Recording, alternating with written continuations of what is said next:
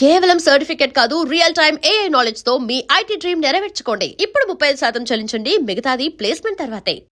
నేను మీ రద్దం శ్రీనివాస్.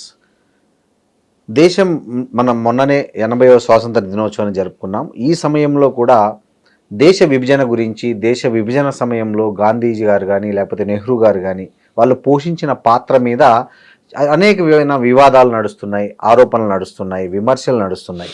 అసలు ఏంటి వీటి వెనక అసలు నిజం ఏంటి, ఈ ఆరోపణలు వివాదాల వెనక ఉన్న వాస్తవాలు ఏంటనేది మన ప్రముఖ సినీ నిర్మాత, సామాజిక విశ్లేషకులు తమ్మారెడ్డి భరద్వాజ గారు మనతో ఉన్నారు. ఆయన అడిగి తెలుసుకుందాం. సార్ నమస్తే. సార్ నమస్తే.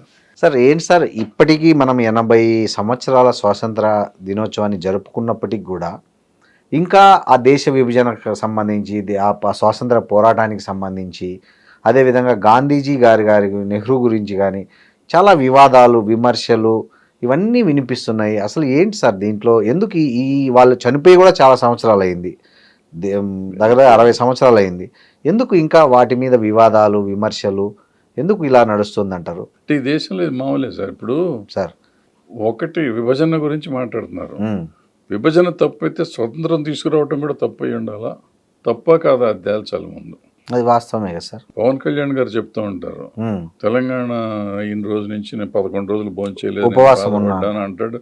మళ్ళీ ఇక్కడికి వచ్చి తెలంగాణ మంచి జరిగింది అంటాడు. మంచి జరిగింది అంటారు. పోటీ చేస్తారు కూడా. విభజన జరగటం తప్ప లేకపోతే స్వాతంత్రం రావడం తప్ప అనేది వీళ్ళంతా చెప్పాలి మనకి, వాళ్ళు చెప్పాలి మనకి. అంటే ఆర్ఎస్ఎస్ స్వాతంత్ర పోరాటంలో పాల్గొనలేదు కాబట్టి వాళ్ళు స్వాతంత్రం రావడమే తప్పనే అర్థంలో ఉన్నట్టున్నారు సార్, నాకు తెలిసినంత వరకు. ఏదో అలాగే అనుకుని ఉంటారు. ఆ స్వతంత్రం వచ్చిన రోజు ఏదో ఇట్లాగే ఆలోచించుకుంటూ నిద్రపోతే నాకు కళ వచ్చింది పొద్దున్నే, తెల్లరగట్ట. ఏం కళ వచ్చిందంటే, వీళ్ళు సోకాళ్ళు స్వతంత్రం తెచ్చిన వాళ్ళందరూ, గాంధీ గారు, నెహ్రూ గారు, లాలా లజపత్ రాయ్ గారు, సర్దార్ పటేల్ గారు, నేతాజీ గారు, భగత్ సింగ్ గారు, వీళ్ళంతా దేశానికి కోసం త్యాగాలు చేశారు, స్వతంత్రాన్ని పోరాడారు, తెచ్చారు అంటున్నారు కదా. వాళ్ళు స్వతంత్రం తెచ్చి తప్పు చేశారేమో.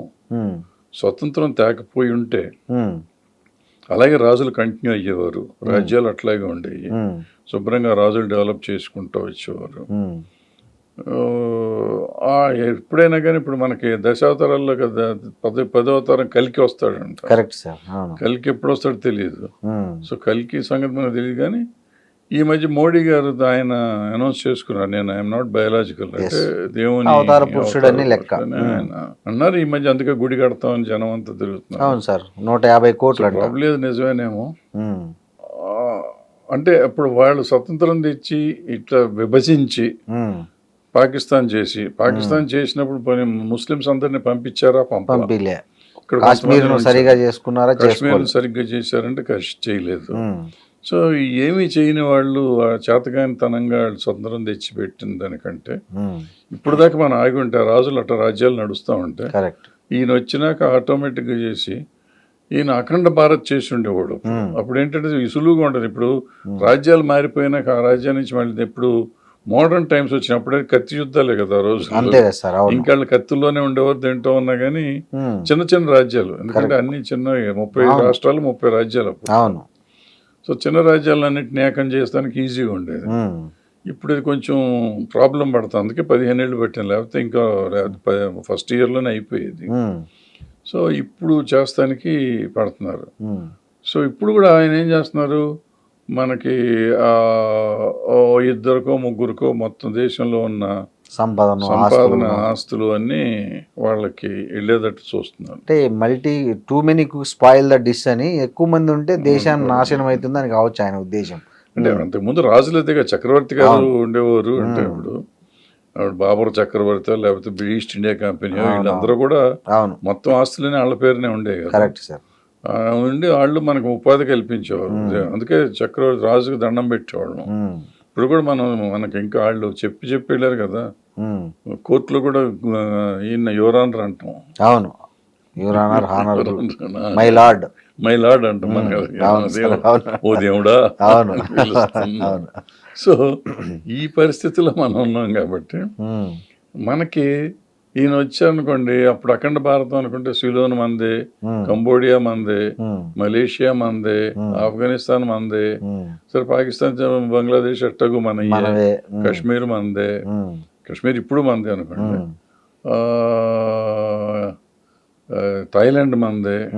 అవును, అక్కడ కూడా మన థాయిలాండ్ మందే, మన బ్రహ్మ ఉన్నాడు అక్కడ ఉన్నాడు, అక్కడ కృష్ణరామ అన్నీ ఉంటాయి అక్కడ. ఉన్నారు సార్, అందరూ ఉన్నారు.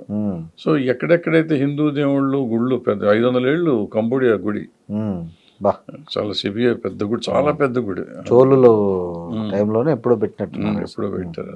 సో ఇవన్నీ మనకు ఉండేది, మనకు వచ్చాయి కదా. మనం అంత పెద్ద కంట్రీలో ఉండేవాళ్ళం, అప్పుడు ప్రపంచంలోనే పెద్ద బిగ్గెస్ట్ కంట్రీ అయ్యేది మనది. ఖండమే అయిపోయాము సార్. ఖండం చెప్పే దేశాలన్నీ కలిస్తే దేశం కాదు, ఒక ఖండం అయ్యేది. అది అటువంటిది అవకాశాన్ని పోగొట్టారు వీళ్ళంతా కలిసి. ఎంత పని చేశారు అని అనిపిస్తే మెలకు వచ్చింది. ఏంటి పిచ్చి ఆలోచనలు వస్తున్నాయని అప్పుడు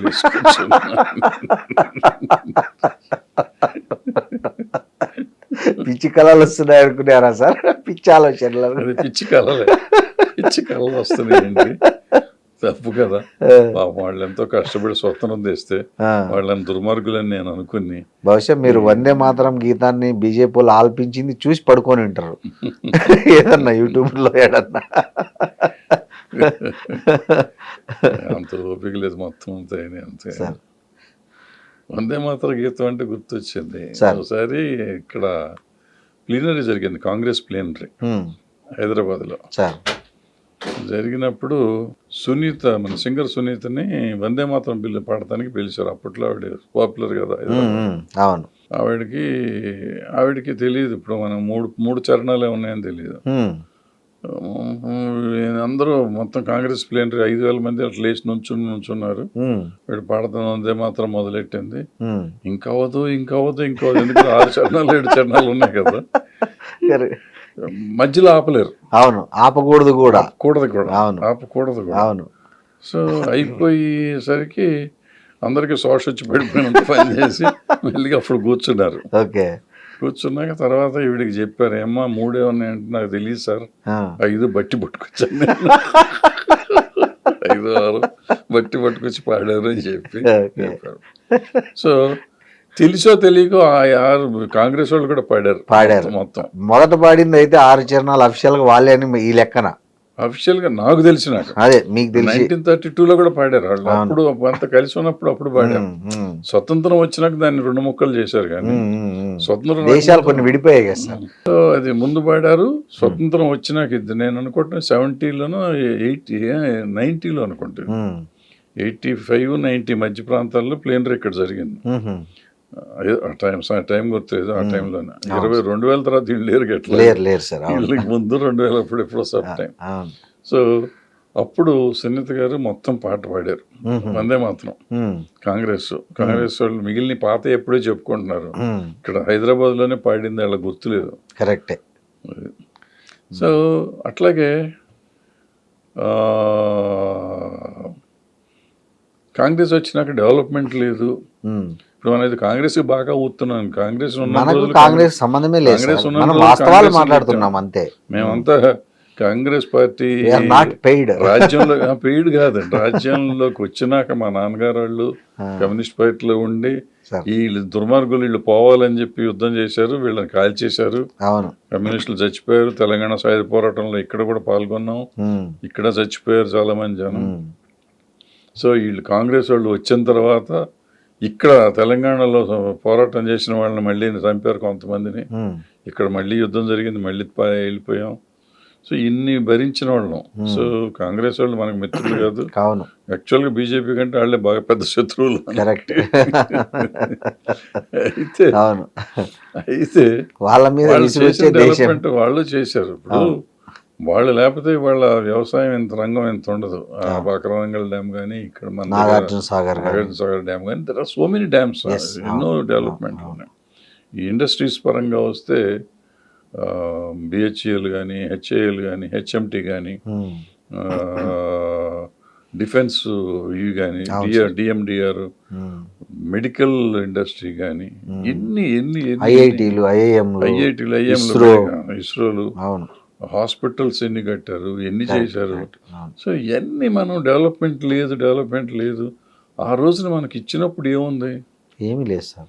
ఏమీ లూటీ చేశారు లేకుండా కదా సార్. వాళ్ళు వెళ్ళిపోతే, బ్రిటిషర్స్ లూటీ చేసి వచ్చారు మనకి. వస్తే వెళ్ళిపోతే వాళ్ళు తీసుకొచ్చిన దాన్ని ఎకనాలజీ చేద్దాం. వాళ్ళు చేసింది చాలా పోయి ఉండొచ్చు 60 ఏళ్లలో.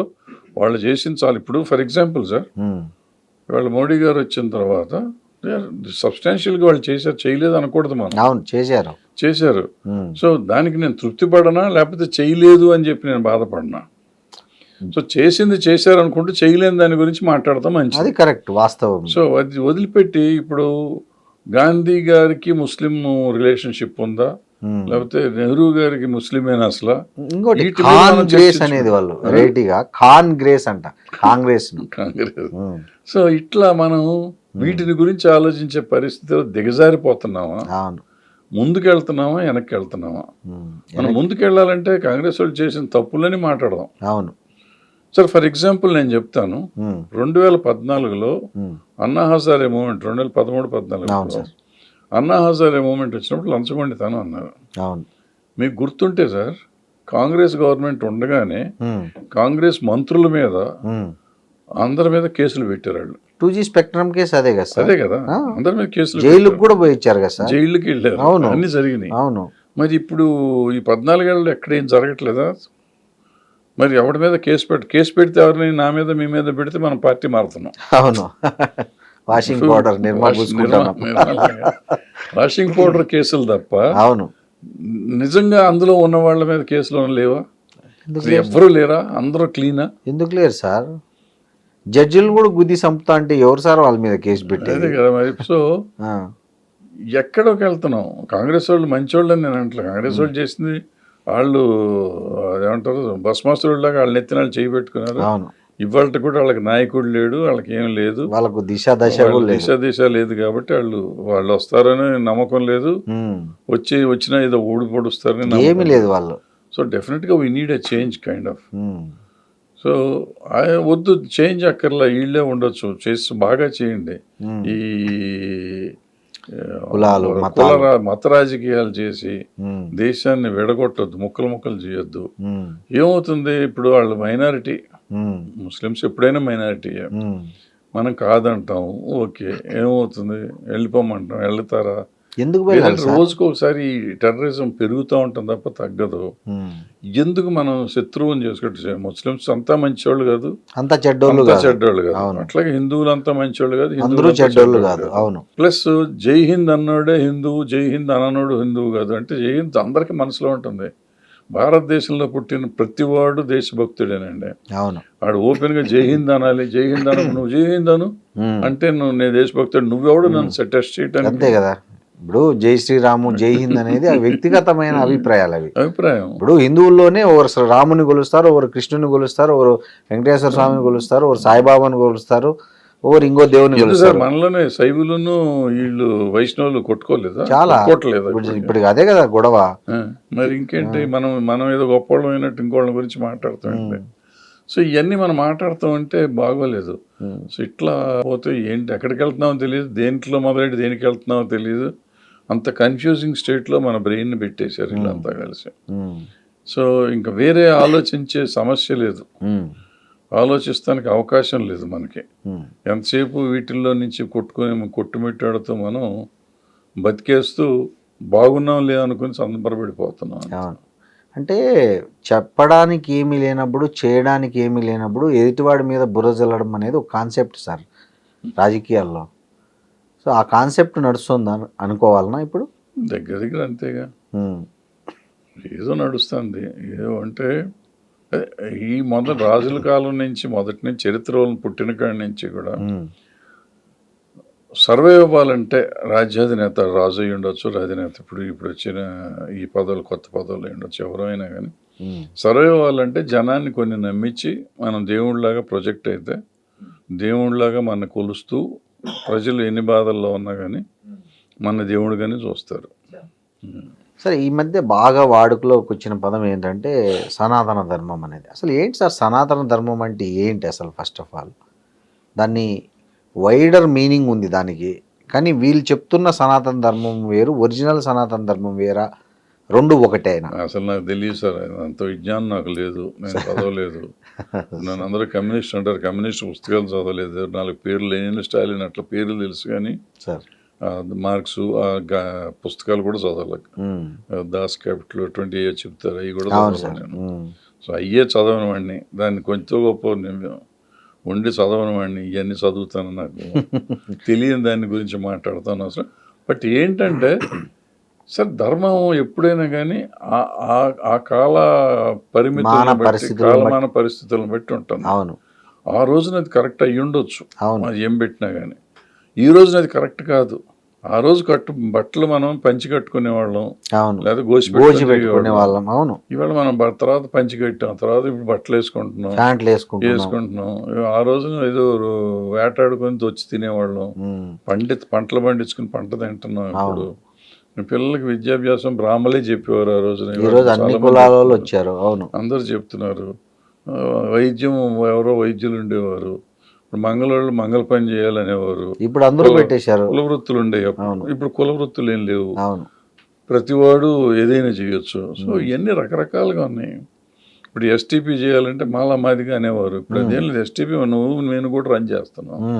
ఎస్టీపీ అంటే అదే కదా. అవును సార్, అంతే కదా సార్. అవును, సో ప్రతి చోట అక్కడ పెడుతున్నాం కదా. So we're managing. చెత్త తీసేది ఎవరు? మనమే తీస్తున్నాం. అవును. సో మన ఇంట్లో ఇప్పుడు ఏమంటారు వీటిని, మల్టీప్లెక్స్ మల్టీ స్టోరీడ్ బిల్డింగ్స్ వచ్చినాక మన ఫ్లష్ అవుట్లు మనమే కడుక్కుంటున్నాం కదా, అన్నీ మనమే చేస్తున్నాం కదా. అంటే మనం అంటరాని వాళ్ళం అయిపోతున్నామా? సో ప్రతి మనిషి అంటరాని వాడు వాళ్ళు ఉన్న పరిస్థితి, అది వాళ్ళు అంటరాని వాళ్ళు అని మనం అనుకుంటే. అవును. సో ఆ కాలమాన పరిస్థితుల్లో అలా జరిగింది, ఈ కాలమాన పరిస్థితుల్లో ఇలా జరుగుతుంది. ఆ రోజుల్లో వాళ్ళు ఎందుకు పెట్టారో కొన్ని పెట్టుంటారు అప్పుడు పరిస్థితులు. ఇవాళ పరిస్థితులు మారిపోయినాయి. ఇది కాకుండా ఒకవేళ ఏది పెట్టినా కానీ మనిషిని మనిషిగా గౌరవించడం నేర్చుకోవాలి, మానవత్వం పెరగాలి. సో ధర్మం ఏదైనా కానీ, ఏ ధర్మంలో అయినా కానీ, సనాతనం అనండి, పురాతనం అనండి, లేకపోతే ఏదైనా ఇంక కొత్తదాన్ని ఏమంటారు, నవతరం అవనండి, ఏదైనా కానీ మనిషిని మనిషి గౌరవించేదే ధర్మం అండి. అది కాకుండా ఏదైనా ధర్మం కాదు. అది మొన్న ఖర్గే గారు, ఏఐసిసి అధ్యక్షులు ఖర్గే గారు ఒక మీటింగ్కి వెళ్ళి వస్తే కొంతమంది అక్కడికి వెళ్ళి శుద్ధి చేశారు దాన్ని. అసలు మనం ఏ జనరేషన్లో బతుకుతున్నామో అర్థం కావట్లే. ఏం మీరు దానికి పాపం ఖర్గే అపోజిషన్ కాబట్టి చేశారు. ప్రెసిడెంట్ ఆఫ్ ఇండియాని గంగలో మునగనిచ్చారు మొన్న దీంట్లో కుంభమేళాలో. కుంభమేళాకి వచ్చింది ఆవిడ. అయోధ్యకు కూడా రాలేదు అనుకుంటా. రాలేదు, రాకూడదు కదా, దళిత్ కాబట్టి. అంతకుముందు ఆయన ప్రెసిడెంట్ ఆఫ్ ఇండియా, ఆయన దళితుడే, ఆయన రానిచ్చారా? లేదు. మరి ప్రధాన పౌరుడు పౌరురాలకే దిక్కులేదు, మొదటి పౌరురాలు వాళ్ళకి దిక్కు లేనప్పుడు ఖర్గే ఎవరండి? అంతే కదా సార్, మనకి సంబంధం లేదు. సో మనం ఇవన్నీ మాట్లాడకూడదు. అంటే మాట్లాడకూడదు అంటే కరెక్టా తప్ప అంటే ఏమో తెలీదు, మనం రైటో తప్పో తెలీదు. మరి ఓట్లు వేస్తున్నారు ప్రజలు, గెలిపిస్తున్నారు. సో వాళ్ళే రైట్ ఏమో, మనమే రాంగ్ ఏమో, మన ఆలోచన విధానం తప్పేమో, మనం తప్పుదారిని వెళ్తున్నామేమో, మనం కూడా దారిలోకి రావాలి. వయసు అయిపోయింది కాబట్టి దారిలోకి రాంగ్, లేకపోతే దారిలోకి వచ్చే వయసు అయితే దారిలోకి వచ్చేయాలి. అయితే దేశ